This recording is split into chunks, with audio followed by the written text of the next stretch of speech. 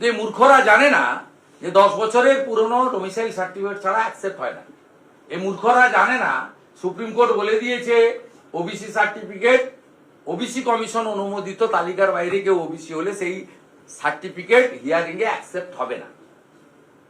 জানে না, এরা জানে না বার্থ সার্টিফিকেট এখন ইস্যু করা যায় না, অনলাইন হয়ে গেছে। জানে না বলেই আজকে জ্ঞানেশ কুমারজিকে ব্ল্যাঙ্ক ফায়ার করে দিচ্ছেন, ভাবছেন ঘাবড়ে যাবে, ভাবছেন কেউ কিছু বলবে না। যে রাজ্যে বিজেপি আছে 2,33,00,000 ভোট মানুষের সমর্থন নিয়ে 39% ভোট। এ রাজ্যে বিরোধী দল আছে, বিরোধী দলের নেতা আছে।